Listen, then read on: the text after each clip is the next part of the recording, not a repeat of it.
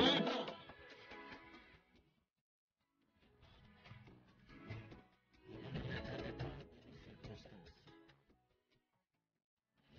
Dieu qui tient à ses promesses, le Dieu des restaurations.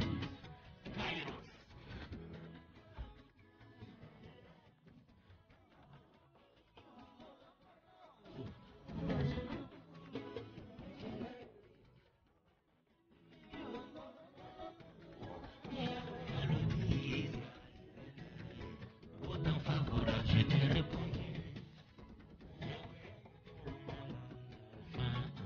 Mais je vous dis salut, je te sais. Shalom, shalom, shalom, Balingali, Banazande, Okili Mobimba, Kinshasa, Brazzaville, Nazikete, Nzambe, Nalola, Apambola, Nzambe, Akoyo, Nzambe, Nalola, Ayeba, Akomona yo bisika nyonso, ozali ko Radio Télévision Bosila, la chaîne qui fait la propagande du nom de Jésus-Christ.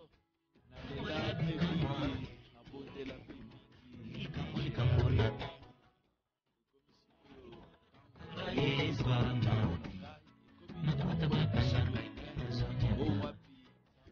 Oya matandoli yangu. biso bakama minene komita wapi nzambe esengeli apesa biso arépondre biso na losambo na biso arépondre biso na mituna na biso ozali na Kinshasa mpe Brazzaville bien nommé na pongi ezali émission Dieu existe. Dieu existe, émission oyo to présentaka mokolo ya lelo elongo na papa Likonzi tuzawana pona kotalisa yo ke Nzambe azali, Nzambe azalaka, Nzambe azana bomoi, Nzambe azali wana pona ko répondre yo, azali wana pona ko pangusa yo pinzoli, Nzambe azawana pona ko pesa biyano na mituna na yo. Nzambe azawana pona kopesa réponse na ba question difficile ozali komi poser bien aimé dans le Seigneur. Oui, quel que soit ma difficulté au cause de la langue, quel que soit ma problème au cause de la langue, quel que soit kolela na yo bien aimé, quel que soit ma démarche au sala bien aimé, soki ochaka Nzambe liboso na yo, ochaka Nzambe liboso na yo, ochaka Nzambe likolo ya ba problème na yo nyonso, tikala koyebete elonga ezali, récite ezali, biano ezali, parce que Nzambe azana bomo, Dieu existe. Dieu existe, ezali émission oyo to tiré na mokanda na Hébreu chapitre 11. Hébreu chapitre 11, na verset 6. Et so ba na verset 1 ozo qui na verset 6, on comprendre que bilombe nyonso ya Bible oyo ba kombo kenda sango. Bien aimé ceux qui balonga, ceux qui lelo to benga bango bilombe, c'est parce que bazalaki na kondima. Bazalaki na foi. Kondima. Yango nde base ya vie chrétienne. Kondima. Des bases ya elonga, des bases ya bitumba nyonso ya molimo. Sokoza na kondima te bien aimé, okoza toujours moto akomilela. Okoza toujours moto ya komimona lokola ozana valeur te na sela moi aw. Okoza la komimona lokola oyande kotika bato na mokili. Mais soki kondima ezali, o comprendre que Nzambe akosala makambo mususu o peut-être yo moko bana ko s'attendre na ngote. Bible ezoloba na Hébreu chapitre 11 comme na verset 1 que or la foi est une ferme assurance des choses qu'on espère, une démonstration de celles qu'on ne voit pas. Pour l'avoir possédé, les anciens ont obtenu un témoignage favorable. Lokola bazalaka na kondima bampaka nyonso yo yebi na Bible oyo bazwa témoignage favorable. Don Nzamba tatola bango. Pelelo bakoma référence na mokili. Polelo bakoma soki tozo tanga Bible obe soki tozo beta lisolo a Bible to tanga toujours bakombo na bango bakoma référence. Bampaka nyonso a Bible. Pona nini po bazaki na kondima. Kondima. Une ferme assurance des choses qu'on espère. ozolika na nini bien-aimé dans le Seigneur? Ce kozolika na quelque chose. Tikala koyebete okosimba yango. Kondima eza kondima soki osimbi yango. Une démonstration de celle qu'on ne voit pas. Une ferme assurance des choses qu'on espère et une démonstration de celles qu'on ne voit pas. Oyo nano monite. Mais oza kolika ke to simba yango, bien mo komona pe se réaliser simbi yango. Mais loko nano pe simbi yango te ko kwaisa kondima na te telema ngui. Matista de sous dimension. Okomona ke Nzambe akotika yote.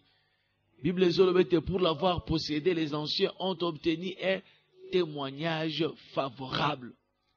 C'est par la foi que nous reconnaissons que le monde a été formé par la parole de Dieu, en sorte que ce qu'on voit n'a pas été fait des choses visibles. Oui, otozo mona lelo, otozo vivre, ça le mana biloko mona la te. Ça par la foi que la lumière soit et la lumière fut par la foi.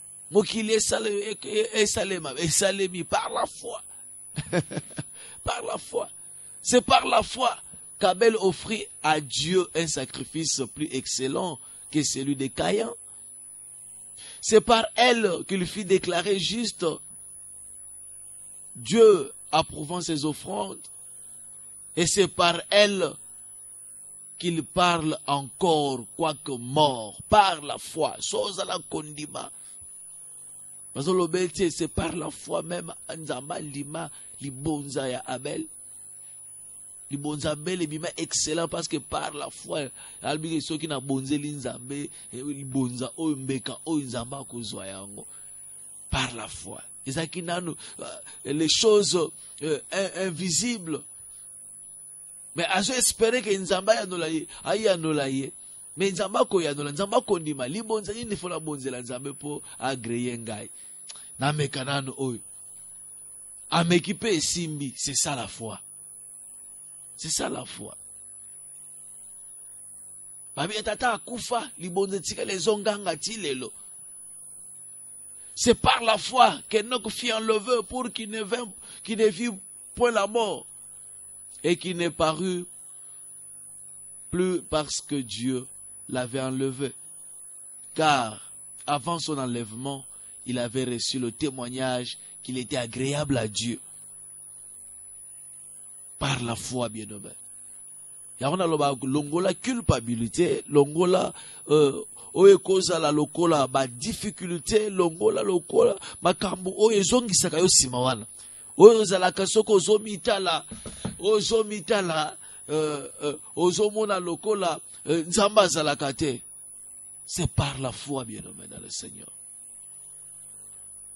Et le verset 6, verset lequel que nous avons tiré notre intitulé de cette émission, la Bible dit que or, sans la foi, il est impossible de lui être agréable. Car il faut que celui qui s'approche de Dieu croit que Dieu existe et qu'il est le rémunérateur de ceux qui les cherchent. Sans la foi, il est impossible d'être agréable à Dieu. Oyena makambo na nzambe, ozolanda nzambe, olingi nzambe asalelo quelque chose, zalana na kondima. Zalana na kondima. Posto ke ozangi kondima, okosepelisa nzambe te. Liboso na nzambe, nzamba kwa akosepela, akwagreye ndengeni.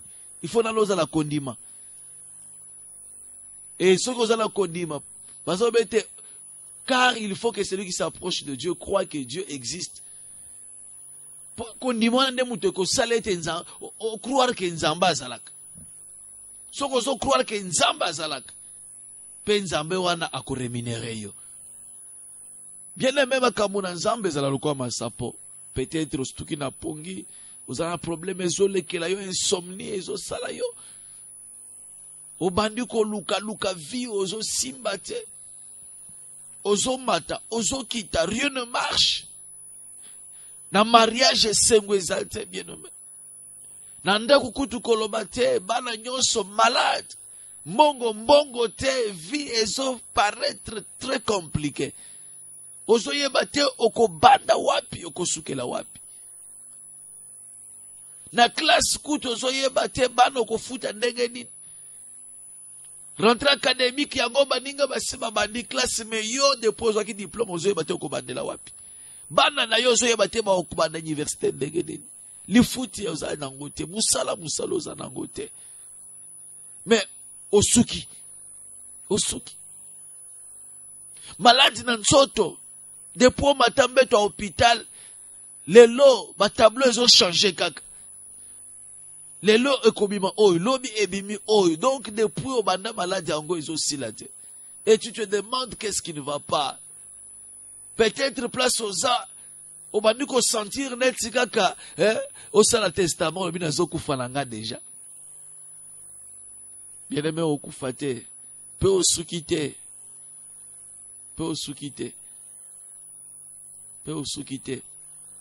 Même na kati na kwa libala bien aimé dans le Seigneur. Na kwa ebiso ete esili nanu te. Osuki pe nanu te. Fiançailles yango e bandaki bien ndenge bokabwani à queue de poisson ozomi yeba te et en plus ce n'est pas la première fois likambango yela yo. Ozomi tuna eske nzamba azalaka. Oui bien aimé, Dieu existe. Eloko na kosenga na yo matisa nanu degré ya kondima na yo. Longola nanu ba culpabilité ozanango. Longola kolela ozana nango na ozomona toujours tu confesses toujours la négativité.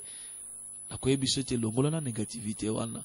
Mimolaka lokola mutu oyo nanu azana nzambe. Est-ce que tu crois que Dieu existe? Ezande mutu na zotu na est-ce que ozo croire que nzambe azalaka?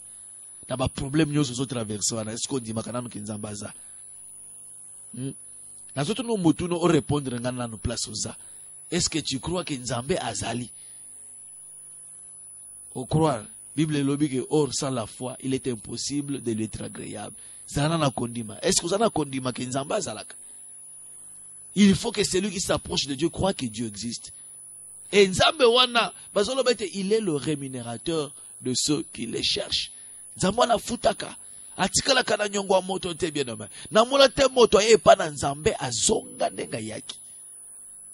Na yeko exhorter bien nommé po to telema to sambela likambo wana ezo solution. Likambo wana ezo solution. To telema toloba maloba vina yo ezo ampleur mususu. Je bénis le Seigneur pour mon frère Joseph de quelque part Libanda Mboka. Par la foi à Telemi, par la foi à Pessi confiance dans Nsamboy. Alors, homme de Dieu, est-ce qu'on peut prier ensemble? Est-ce qu'on peut sunga to sambelaka? La sera qui la kondima. Nous prions, mais c'est Dieu qui bénit. Nous prions, mais c'est Dieu qui transforme la vie des gens. Nous prions, mais c'est Dieu qui guérit. Biso toko sambela nzambe de abikisaka nzambe da kangola nzambe da pesa kambong. Apesi confiance, petozo sambela. Et à l'horizon, on voit de bonnes choses qui arrivent. Alléluia. Des bonnes choses qui arrivent que je ne peux pas dire au micro. Amakamususu, ce qui est moko akobenga ko témoigner. Mais il s'agit de témoigner mukolo makamunyo c'est que c'est concrétisé ndenge tozolukela ngo ndenge to sengeli yango parce que notre Dieu atikala kana nyongo motote alingaka ba témoigner ye nzambe alingaka ba tatola ye alingaka ba raconter ba bienfait na ye yo pe faut raconter ba bienfait na nzambe ne prière faut salaka je la foi Seigneur nazana kondimete soki opesinga libala bien na ko témoigner yo na ko yoko sonite. Soki olongole maladie na nzoto na ngai oba minganga basi balobi maladie ezala incurable yo longoli yango nzambe je vais me tenir devant l'assemblée des saints je vais témoigner nzambe na ko benga direct pe na ko témoigner. Oui, Dieu existe bien nommé nzamba salak. Or sans la foi il est impossible de lui être agréable.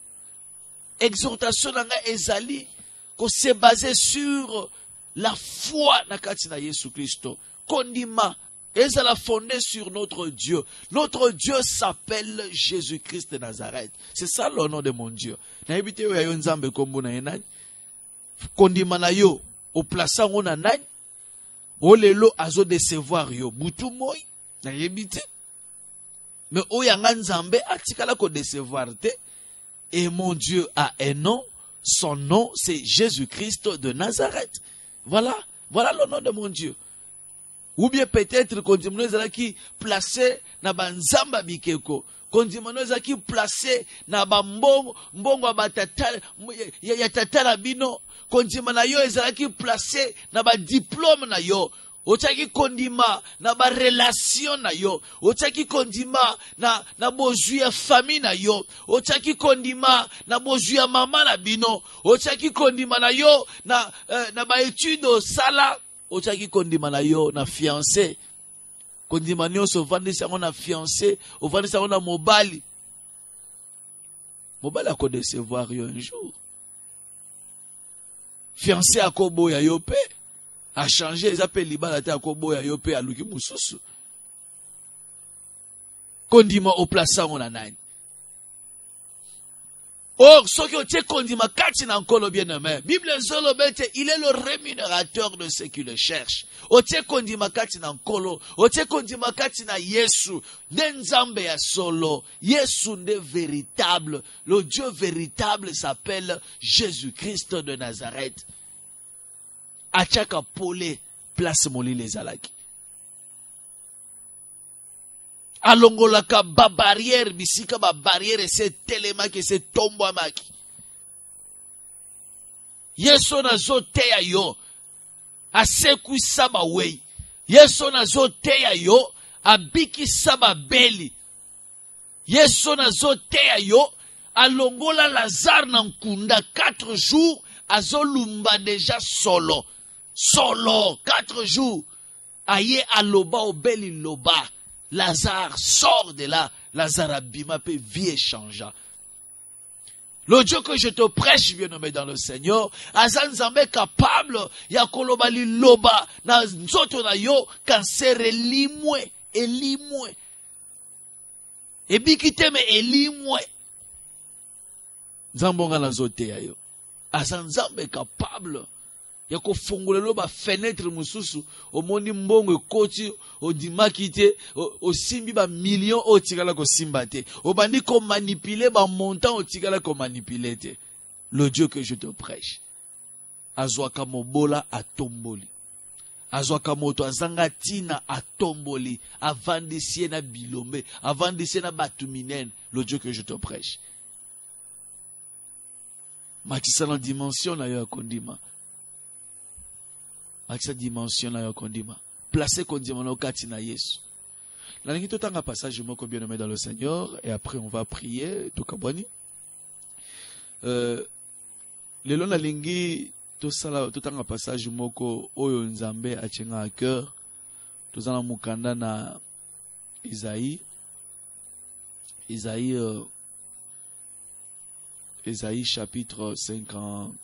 54 des passages au Nzambe à Pessinga depuis ce matin. Et je priais avec un bien-nommé et Dieu m'a inspiré ce passage. Viva problème azaki nango. Problème azaki nango dans son foyer, au travail. Azali musika vraiment zana kishasa wate en Afrique pété. Mais à solliciter qui le semble en priant. Dieu nous met à cœur ce passage. C'est pourquoi nous avons to partager na bino yango na émission Oyo. Isaïe 54, comme na premier verset aux Okita. Nous lisons au nom de Jésus-Christ. Réjouis-toi, stérile, toi qui n'enfantes plus. Fais éclater ton allégresse et ta joie.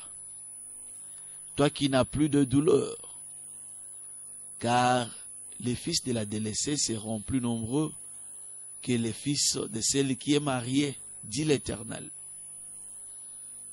Élargis l'espace de ta tente, qu'on déploie les couvertures de ta demeure. Ne retiens pas, allonge tes cordages et affermis les pieds.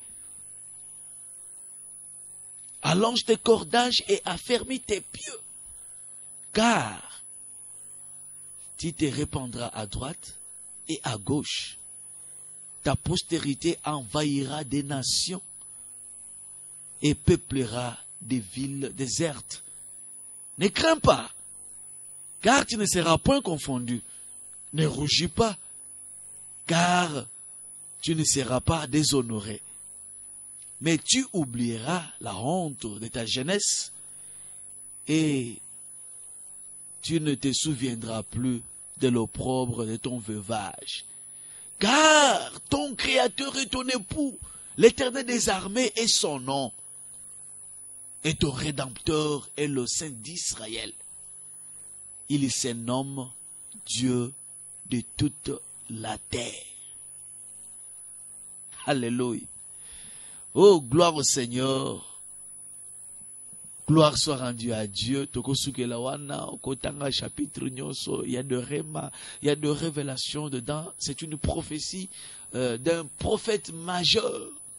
Oh, il y a talivi à Israël. Israël n'a qu'à déportation, n'a qu'à difficulté. Israël a zolé la nzambe, a zawapi, a sundole biso, makangi biso. Tout ça n'a pas comme pas été comme souffrir.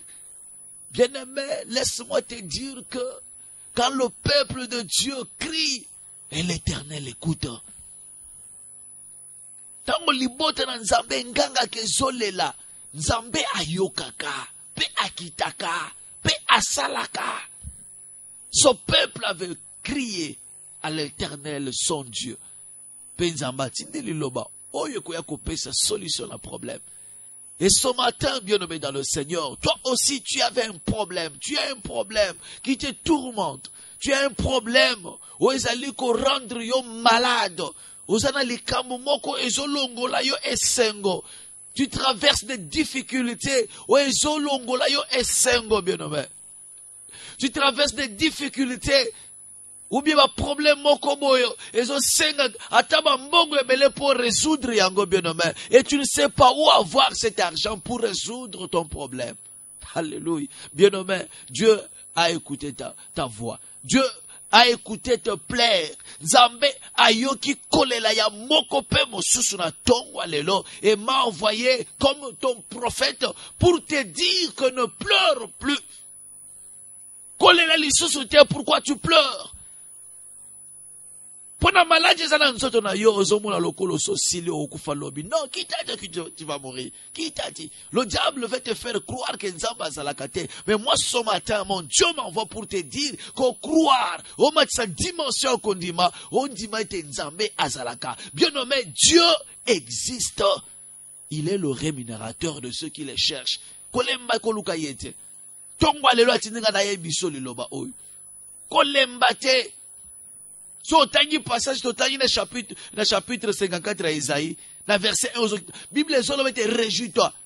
Na so nazo tanga Bible na tela kana ba signe à ponctuation. So tangi réjouis-toi stérile. Toi qui n'enfantes plus, bah tu es point d'exclamation. Donc azo kamwa, esa exclamation. Réjouis-toi stérile.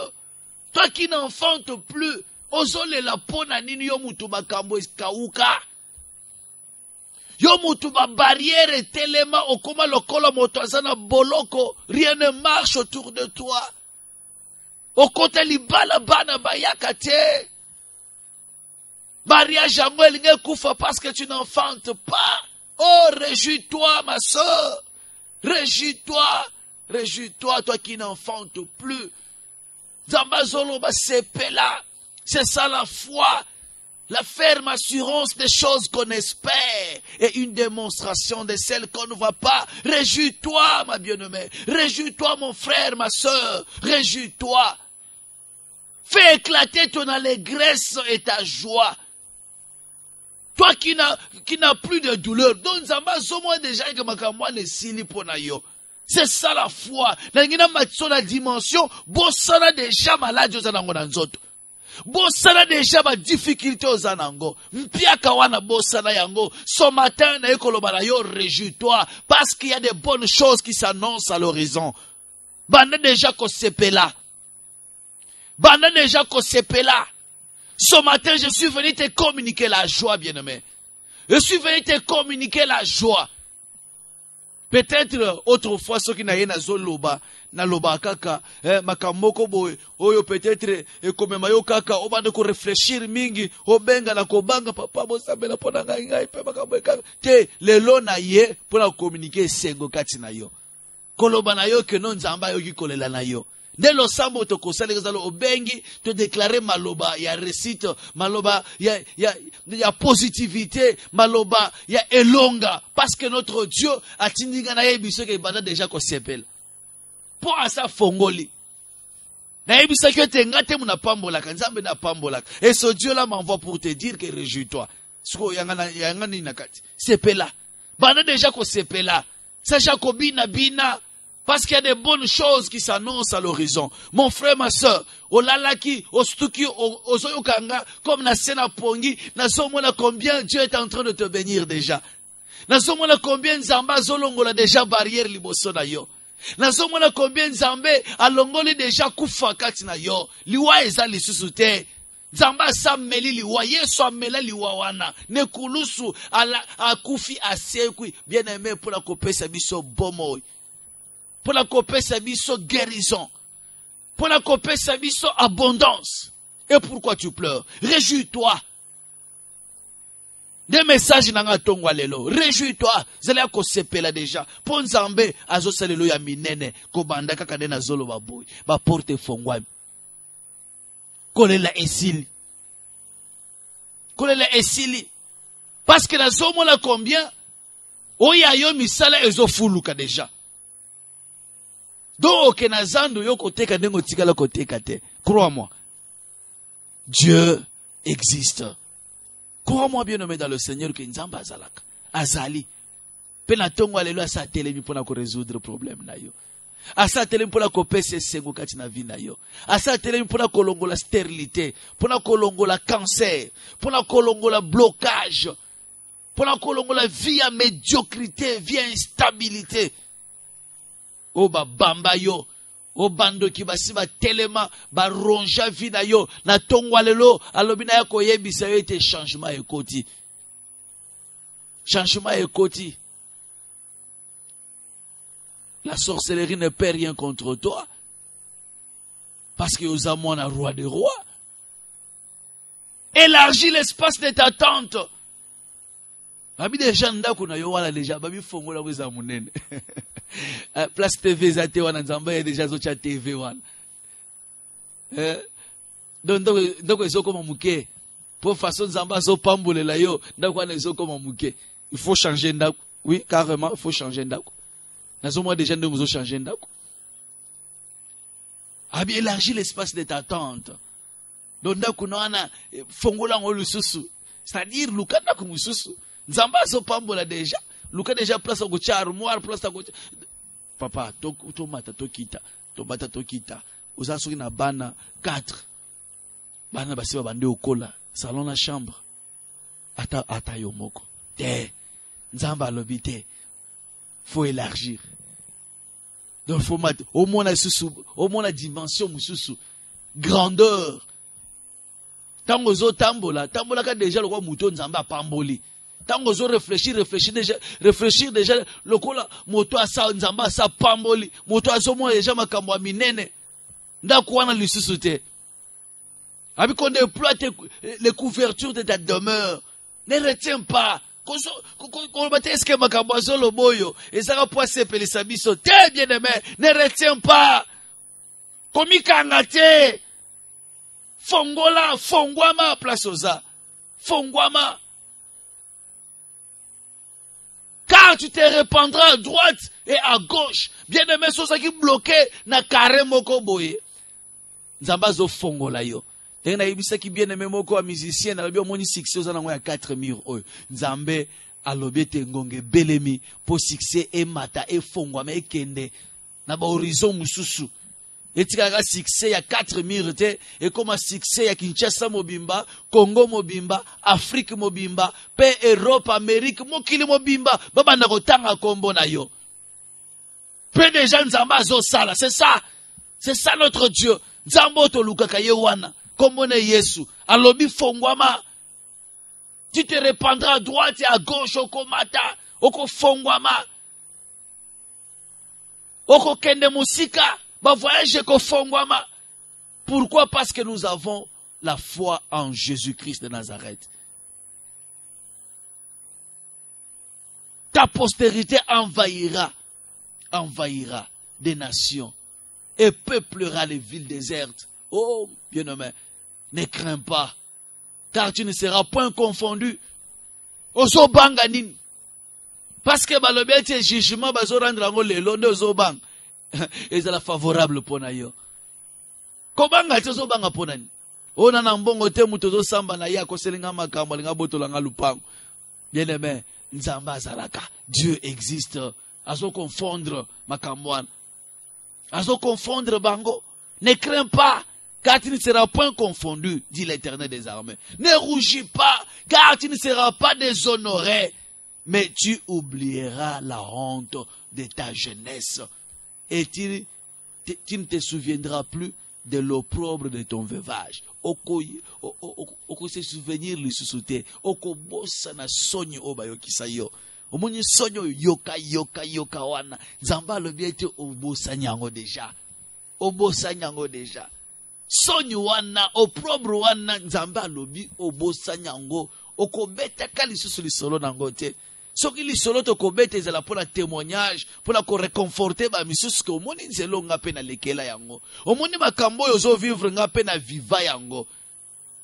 Nzambe asalela ngai. Na luka nzambe ayanola ngai. Okomi témoignage. C'est ça la prière. Otoko sala lelo. Nzambe komisanga témoignage. Nzambe na koma témoignage vivant. Naza la source et inspiration ya batu mususu. Ya ke lisolo na ngai. Ebet esala ke batu mususu. Bandi melayo. Batu mususu. Ob deja kondimese banako kita. Ba mata lisusu na kondima. Ba croire que nzambe azala.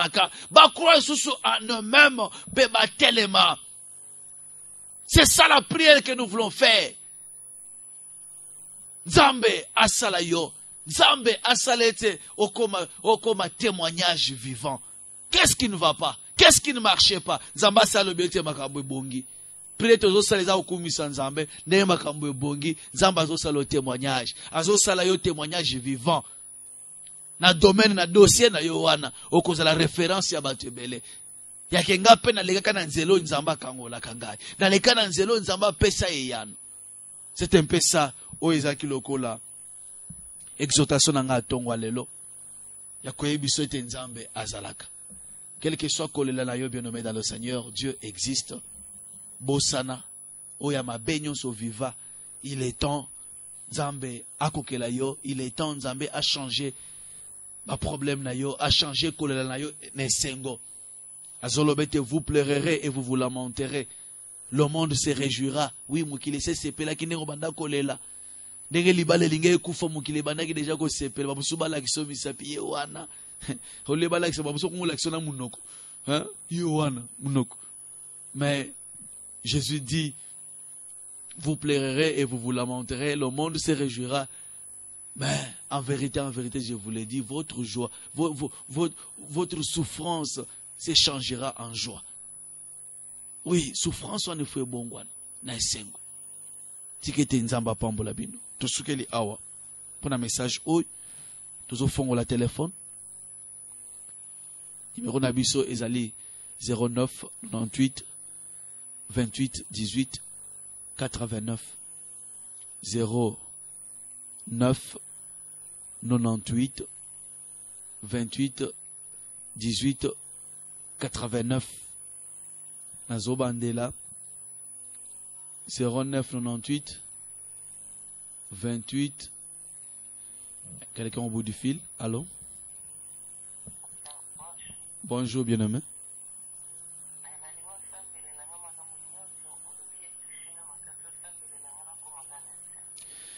Tosambeli. Nzambe na bomoi. Esengo na ngai ezali okende kopambola mama abengi. Ya kolobete kolela na ye se bongwani esengo. Akoma témoignage vivant. Akoma témoignage na entourage na ye, na libota na ye, ba nzambe à travers ye, à travers makambo mineno ko salela ye, ba blocage, ba barrière, makambo makasi, et longwe na nzela na ye, et c'est là au nom puissant de Jésus, de te bondeli boy. Amen. Nzamba Pambolo.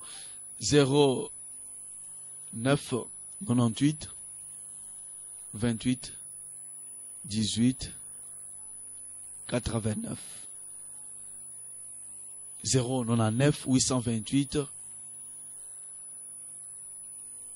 18 89. Allô? Allô?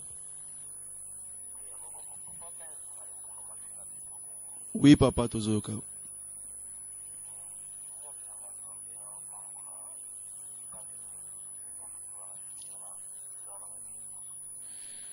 Éternel Dieu Tout-Puissant, Nzambe, yondo yokaka losambo na batu. Yoka losambo papa bisika zwami. Yawe tikete bisale fongwama. Ba barriere longwa na nzela na ye. Alo balangage asika esengwe kota pe azala témoignage na mukili oyo. Ebele bayemba yo Nzambe à travers makambo mineno ko salela ye. Na kombo na Yesu Kristo. Amen. 09 98 28 18 89. 099 828 18 89. Allô? Allô? Bonjour papa. Bonjour. Papa, bonjour la pona ngai na bani ko lantre bandakala. Nzambe na ngo kali kambo na ngai. Nazana problème ya miam na nazana mbongo te. Masala na vue de confusion à l'unique espérance ngai te. Pour ba intervenir na problème o. Mama Nzambe na ko kali kambo na ngai. Nzambe oya kotaka likambo ya batu ezayo Yesu Kristo. Bisika nyoso lekana babeli babika. Bakanganyo bakangola. Bibembe sekwa. Tanda lobokono yangu yaliko na via mama. Étant ta main, Seigneur. Changement ekota. Guérison ekota la nzoto. Fongola ba porte ekangamaki. Et c'est là au nom puissant de Jésus de te bonder les boys. Amen. 09 98 28 18 89. 099 828 18 89. Allô? Allô? Allô? Oui, comment on a Bonjour papa. Bonjour maman. Problème inaza na ngo ya mobali na aza na prison makala donc makambane joti ndeka dire to bondeli Nzambe ya ba innocent, Nzambe le juste juge ezayo, avocat malamu ezayo Yesu, tanda loboko no yangu ya likona mobali ya mama bisika zwami. Tendre Père, justice na yo etalisama, miracle na yo elanda bango Père, batato la monene na yo, bazala témoignage Père. Onkolo, Nzambo asalaka makambo elekelaka batu, tanda loboko no yangu ya papa abima na prison. Makambo esalema normalement, justice na yo ekota, paix changement ekota, batato la grandeur na yo, na kombo na Yesu. 09 98 28 18 89. Allô?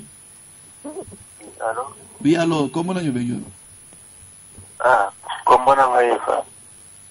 Oui. Je le Kangola na liwa pena limitation. To sambeli. Nzambe na bomo, Nzambe na nguya. Mobikisi ya bato ezayo. Je me souviens un jour Nanzela okutana na cortège moko bazo kende na ebembe na cimetière. Yesu Kristo otelemisaki cortège oyo. Pe oloba liloba mowei albik asekwaki. Pe atelemaki. Cortège ya matanga ebongwa na cortège sengo bazonga na ndako na ba cri de joie. Kolo longola liwa na bomo ya papa. Liwa nyonso imposé. Et libérer vie na yo au nom puissant de Jésus-Christ. Ba barrière, ba blocage. Et tika na komo na Jésus-Christ. Je communique la joie. Je communique le changement. Et c'est là au nom puissant de Jésus-Christ. Allô? Oui, comment on a béni? Dis-moi volume à radio now. Il aussi éloigner musique à radio now pour tirer sifflet. Comment on a béni? Oui, de combien de temps kinkolo le bibon? Aba mi bali na kokolanga moko mezi na omeni papa eza bien te mbongo na osa ezo ke liboso te ata na obunda bunda ndenge esimba te banda bana bandi classe baosenga compte mena kokopesa te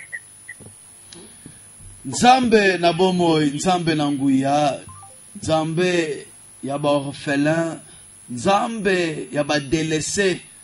Obongwani te Yesu Christo, tu es le même. Étends ta main, Seigneur. Likona ndekwa utiko benga. Likona libota na ina foyer na ye, likwa ban. Kolota la vie bazomene. Communiquer changement. Esengwe kota pe, ba barrière, ba blocage longwa, mimbongo et tambola.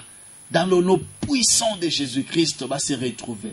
Na telemeli nyonso ya diable. Vi nyonso imposé via soni. O basiba late sakiye. E yamba moto na nzambe libéré au nom puissant de Jésus. Na communiqué sengo. Na communiqué changement. Je communique le miracle. Et c'est là au nom puissant de Jésus-Christ de Nazareth. 09 98 28 18 89. 09 98 28 18 89. Allô? Allô? Allô, bonsoir. Bonsoir, bonjour maman. Comment on a béni? Ombonanga maman Sisi naza policier nazolanda la air nanga ya vrai bosambela ponanga nyonso na sala réseau simba te. Ntosambe. Nzambe na bomoe. Tanda loboko na nguya bisika mamaza. Na posta musala. O nkolo. Yo lobaki ete oya kosala te ali apete. Metala maman azoveye. Na musala. Nzambe fongola bikuke. Fongola ba porte. Fongola ba promotion, Seigneur. Yahweh nyonso akosala tambola. Wezo tambola te tambola au nom puissant de Jésus. Na quoi ici blocage, barrière, vie imposée. Nyonso kindoke lati sabango. Et yamba moto na nzambe au nom puissant de Jésus-Christ. Reçois le changement, la guérison. Reçois le changement, le miracle. Et sengwe kota, makambwe tambola au nom puissant de Jésus-Christ. 09 98 28 18 89. 09 98 28 18 89. Allô? Oui, allô, maman. Comment? Benina. ngana pengi na lemba papa prier pour na tina na ngam vraiment misale zo machete na zo mekame misala na zo zoate mena za diplôme ya na sinyo prier pour na Nzambe na nguya, Nzambe na bomo. Tanda loboko no ya nguya. Likolo na vie ya bien-aimé. Via sike kota. Yo osolo bakete réjouis-toi. Yahweh esengwe kota. Oye bandako tambola te etambola. Yahweh ezali caché comme visible sengoyo ebima na polele a vivre yango. Kolo fongolele ba porte, ba branchement ya malamu. Blocage kweye na kombo na Yesu Kristo. Allô? Allô? papa ezala ndamita. Oui, maman mette. Hola. Maman mette akeli susu. So bengaki, rappeler susu, on insister, tokozo susu. 09 98 28 18 89. Vous appelez na SMS, tokotanga ba SMS, bande kopé, izokota. En même temps, vous avez bien appelé tokotanga SMS. Allô? Allô, papa? Oui. Oui, la zongue, il faut qu'on rappelle. Madame, on a mis en fond la salle à part. Donc, on va quand même. batumye tunavama ngameza nasale malamu lelo retu bakoma batumbuki bayina ngai na yidi lo nasala kwa Nzamba Zolo Bete, tu te répandras à droite et à gauche. Donc même l'entourage na yo faut dominer. L'entourage na yo oyo ko sali faut ndimama. Nazo telemela nyonso etangami ya diable. Nyonso ya ba oyo bayaka pona ko trahir. Osali malamu bango bazongisaka mabe. Moto na Nzambe ekita likona bato nyonso. Oyo bayaka pona ko troubler existence na yo. Oyo bayaka pona ko futa yo na ndenga mabe. Quel que soit bolamo nyonso salelaka bango. Moto ekita. Etumba moko na moko. Changement ekota na vie na yo. Victoire ezala na ngambo na yo. Dans le nom puissant de Jésus-Christ. Esengo ezala na ngambo na biso nyonso bien-aimé. Tikete Nzambe akokela yo. Mokili ezala makambo ebele. Mais Nzambe asache yo musapi. Nzambe asala kisi yo index na ye. Alobete yo za molongi. Zala déjà muta kosepela. Bonjour papa, priez pour moi que Dieu m'aide au sujet de mon mariage. Le Sœur Belange. Nzambe na bomo itanda loboko no liko na Sœur Belange. Place à Zouami. Kolo na dossier na mariage. Na yebite bisika nini problème eza. Mais yo za Nzambe omonaka makambo ebatama. Tanda loboko no yanguya. Seigneur, changement ekota. Avancement étalisama. Blocage elongwa. Au diable a imposé éthique à vie d'ailleurs au nom puissant de Jésus-Christ. 099 828 18 89. Des numéros nabiso. 099 828 18 89. C'est le même numéro. On a le bac 09 98 28 18 89. Et on a pris la tangi 3 chiffres. 099 828 18 89. Toujours qui est vers la fin. Bien aimé Nzamba sa lobby. Un passage de tangi lelo que esengweza déjà. C'était naki la joie. Nzambe asa fongoli bikuke. Lelo na ye pona ko peso message à culpabilité, mais plutôt message à sengo, message à récito. Réjouis-toi. Stérile, toi qui n'enfantes plus. Réjouis-toi. Allô? Allô, papa, ça me l'a fait pour l'instabilité. Comme on sur les la mbongo musala, rien ne marche, papa nangai. Nzambe nanguya tanda loboko. Tanda loboko na yo Yesu Kristo boyeki na losambo ya batu. Rien ne marche na vie ya bien-aimé. Onkolo muto atambusaka makambo ezayo. Wapesaka esengo ezayo. Waepesaka changement ezayo. Paix est en ta main, Seigneur Jésus. Miracle ekota, changement ekota. Na vie na ye, na santé na ye, na mariage, na misala, na nyonso za ko entreprendre, miracle accompagné. Et cela au nom puissant de Jésus-Christ. Bien-aimé, na banza place aux Zouami, quelle que soit la difficulté cause en lango, na ko invité yo Esape Mabete, na Kalembelembe 72. Mon père est là, le pasteur François Moutobo Vassilom. Azo sunga ba tebele. O ba appelle ba problème ebele. Na basal na Nzambe. Comme hier, un homme de Dieu que je connais, à Bengi, Koutisanga na papa. Même à distance, na sali tout, même par téléphone. Na Bengi, bato bazaki sur place, ba même inde plus place papa zalaki. Ti place papa zalaki, ba kutanywa solol. Alors bi, kosoka na solol na ye a orienté ngape, na monique déjà du changement. Moi qui m'y écoute déjà. Oui, c'est ça. Bien de même quand monsieur esuka kaka na téléphone te. Esuka kaka na kolana na radio te. Poussa na pe, bisika tozali. Na aseka Kalembelembe na commune Kinshasa. Mikoloyo moto na Nzambe azo développer thème moko très sensible. Toujours na kati ya grand thème na biso. Otozana ngo bien-aimé dans le Seigneur. Il y a renversement des hôtels, module 3. Papa Mikolo azo simba. Oyo eza hôtel ya sorcellerie. Mais na kati ya hôtel ya sorcellerie boko la thermomètre oyo elakisaka makambo na vie ya bato eza ndoto. Alors na ndoto papa azoyeba pe mikolo tokomi na niveau azo interpréter pe bandoto mususu azo expliquer pe bandoto mususu en général soko mona ka boy elingo lakisa boy pe mikolo tozo leka na ba consultation prophétique ya famille banda kutovandi libota na biso tokende pe toluka nzambe nzambe alobela biso pe. Pourquoi ça ne marche pas? Bien aimé, faut koyeba pe ko orienter bibundeli na yo côté pe na cible kitoko pamba te okozala ozo sambela pona boy nzoka nde likambo eza na ngambo mususu mais nzambe acha makabo na ye pe na église acha ba don na église o lelo pe tozolanda prophétie pe zo orienter biso na mabondeli nzambe ayebi likabo oyo chaque tozala kalembelembe 72 presque chaque jour tozawana basakoli baza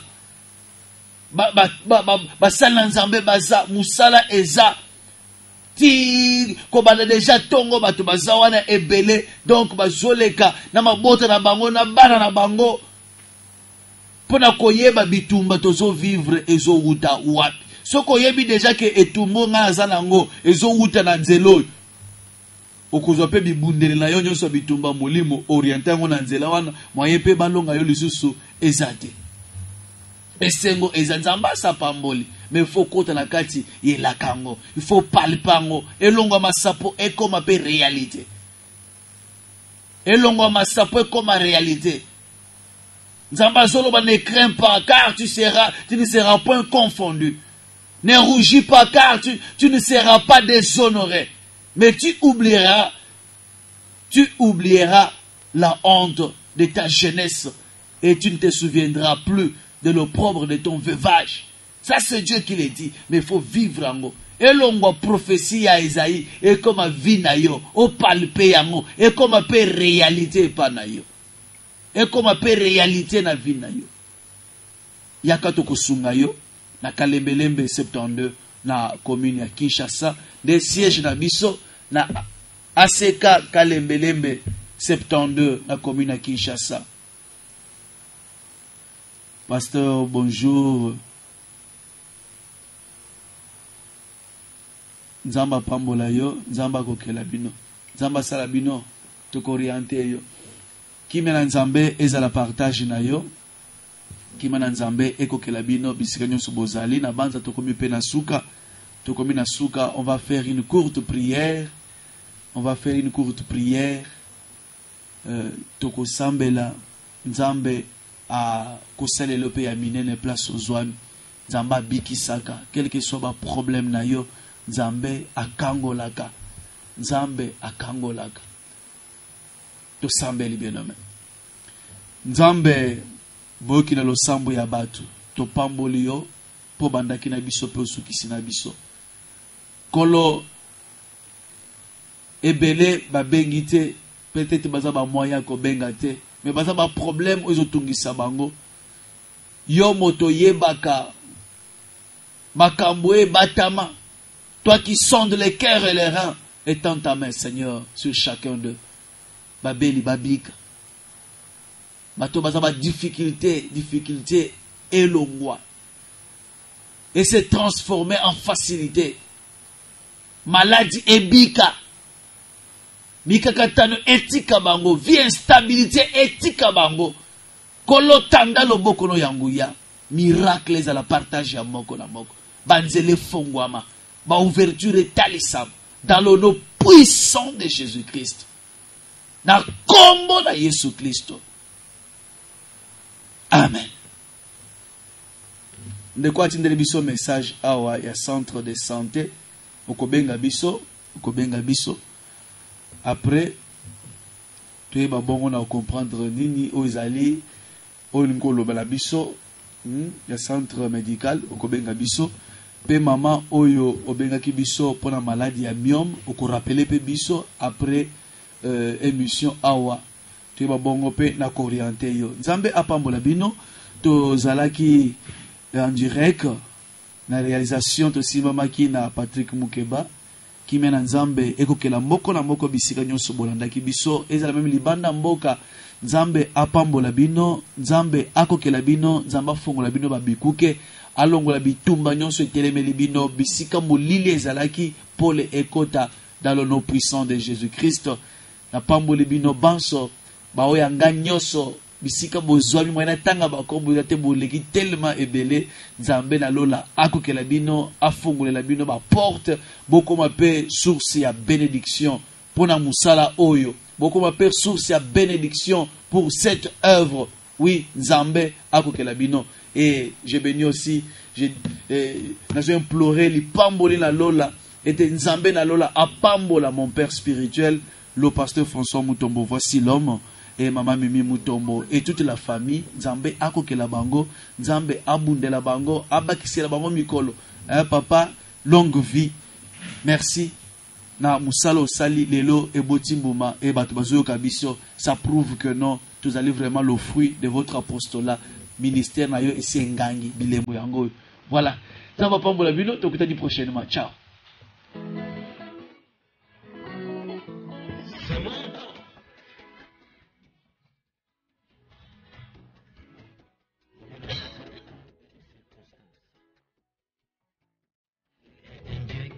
À cette promesse, le Dieu des restaurations.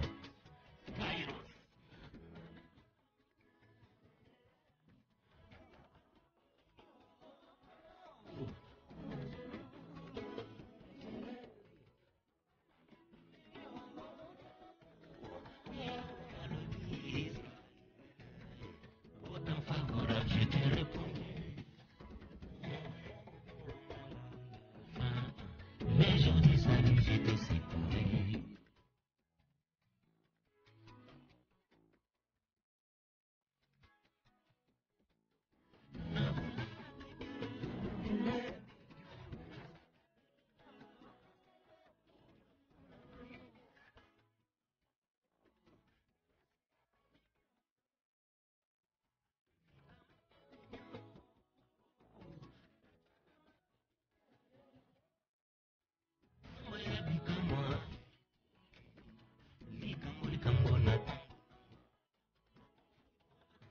Yes,